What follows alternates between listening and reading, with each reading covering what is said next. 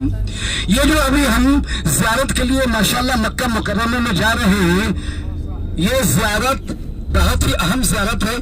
اگر مختصر اس کو بتایا جائے تو یہ زیارت وہ زیارت ہے کہ جس کو بتانے کے بعد اور سمجھنے کے بعد آدمی خون کے آنسو روئے گا، غم ہوگا، درد ہوگا، اور آدمی بلکے گا، سسکے گا، تڑپے گا، اور آدمی اس وقت کو یاد کر کے خون کے آنسو بہائے گا۔ اتنی دردناک اور اتنی المناک یہ داستان ہے کہ دنیا میں اللہ تبارک و تعالیٰ نے جن کے لیے سب کچھ بنایا، جس کو میں مختصر کہتا ہوں، جن کے لیے بنی ساری کائنات، جن کے لیے دن رات، جن کے لیے مینا مزدلفہ عرفات، سمجھ گئے حضرات، ان کو ہی مکہ سے نکال دیا گیا۔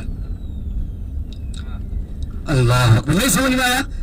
ارے جن کے لیے بنی دن و رات، جن کے لیے بنے سارے کے سارے حالات، اور جن کے لیے مینا مزدلفہ عرفات جو ہے تخلیق وجہ کائنات، جی جن کے لیے ساری کائنات جو ہے تخلیق وجہ کائنات، اس کو ہی راتوں رات نکال دیا گیا مکے سے محمد رسول اللہ۔ اس سے بڑھ کر غم کی، اس سے بڑھ کر بولو، اس سے بڑھ کر دکھ کی، درد کی کیا بات ہوگی کہ جن کے لیے کائنات بنی ان کو نکال دیا گیا مکے سے۔ اللہ اکبر۔ مختصر یہ ہے کہ اللہ تبارک و تعالیٰ نے آپ صلی اللہ علیہ وسلم کو جب نبوت و رسالت سے سرفراز فرمایا تو اللہ نے کیا آپ کو نبوت و رسالت سے سرفراز، تو آپ نے لگائی یہ آواز، کیا اے لوگوں صرف اللہ کو مانو اور اسی کی عبادت کو حق جانو، اور اس کے علاوہ کسی کو مت پوجو، کسی کے حق سامنے مت جھکو، کیوں یہ سب باطل ہے، غلط ہے، صرف اللہ کی عبادت کرو، اس کے علاوہ کسی کے آگے نہ جھکو۔ جب اللہ کے نبی نے یہ نعرہ لگایا اور اللہ کے نبی نے یہ لوگوں کو بتایا، جی تو سارے کے سارے لوگ جو آپ کو امین کہتے تھے، صادق کہتے تھے، جو آپ کو سب سے اچھا اور سب سے سچا انسان کہتے تھے، وہ بھی آپ کے جانی اور کٹر دشمن ہو گئے۔ کیا ہو گئے بولو؟ کٹر اور جانی دشمن ہو گئے۔ یہاں تک کہ آپ کا چچا ابو لہب، یہاں تک کہ آپ کے تمام رشتے دار، اہم رشتے دار، سب آپ کے دشمن ہو گئے، اور ہو گئے دشمن، اور کہا کہ نکل جاؤ وہاں سے جو ہے تمہارا وطن۔ اتنی خطرناک پروگرام بنایا کہ رات میں رسول اللہ کا گھر گھیر لو، اور رسول اللہ صلی اللہ علیہ وسلم کا گھر گھیر کر ان کو نعوذ باللہ قتل کر دو۔ کس کو قتل کر دو؟ محمد رسول اللہ کو۔ اللہ اکبر۔ پھر آپ صلی اللہ علیہ وسلم نے حضرت علی رضی اللہ تعالیٰ عنہ کو بلایا، اور آپ کے پاس لوگ امانت رکھتے تھے، آپ کو صادق امین کہتے تھے، سب سے اچھا سب سے سچا انسان کہتے تھے، وہ آپ کی جان لینے کے لیے تیار ہو گئے، اور سب کے سب مل کر راتوں رات آپ کا گھر گھیر لیا مارنے کے لیے۔ لیکن جسے اللہ رکھے اسے کون چکھے؟ آپ اپنے گھر سے نکلے، حضرت علی کو اپنے بستر پہ سلا دیا، اور دیکھیے جان دینے کا وقت ہے تو اپنے لاڈلے کو بستر پہ سلا دیا۔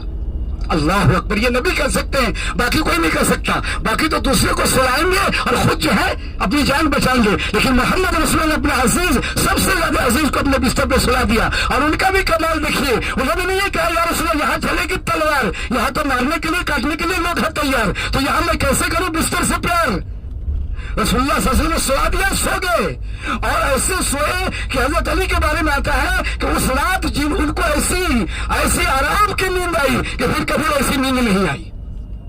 حضرت علی رضی اللہ عنہ آپ وہ سو گئے، اور آپ صلی اللہ علیہ وسلم اپنے گھر سے نکلے تو جتنے بڑے کافر تھے، Chaudhary Chaudhry, member parliament, minister, ان سبوں نے تلوار لے کے آپ کا گھر گھیر لیا۔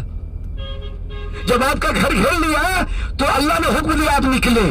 جب آپ نکلے تو دیکھا کہ یہ تو بالکل تلوار کے ساتھ تیار ہے، یہ ہے تیار، مجھ پہ کریں گے وار، تو اللہ نے کہا یہ اگر کریں گے وار اور یہ ہے تیار اور ان کے ہاتھ میں ہے تلوار، تو میں آپ سے کر رہا ہوں پیار۔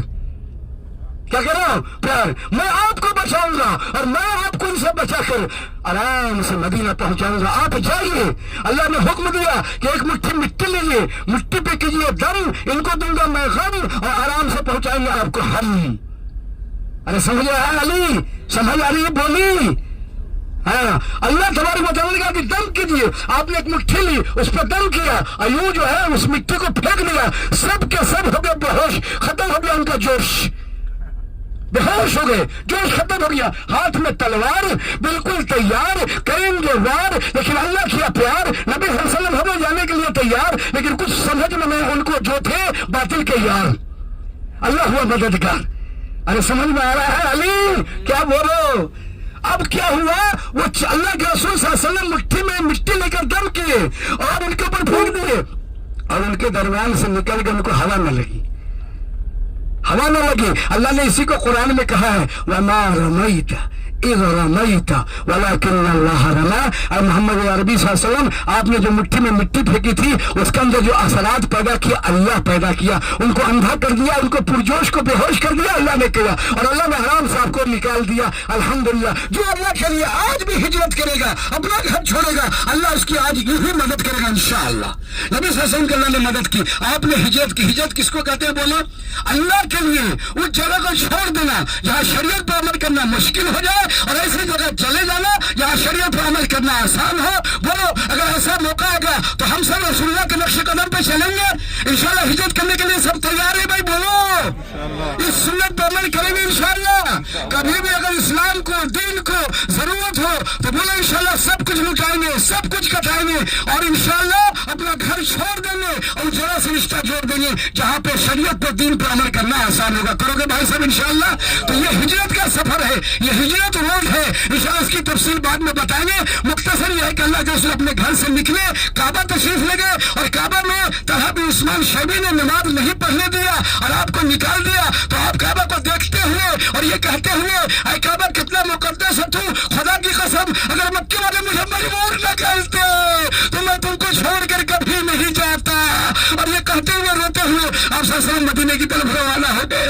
اللہ کی ان پہ کروڑوں رحمتیں ہو صلی اللہ علیہ وسلم۔ حاجی جعفر حبیب الغرور ماشاءاللہ، پھر ملیں گے انشاءاللہ۔ السلام علیکم ورحمۃ اللہ۔ محمد شرف عالم اخوکم فی اللہ۔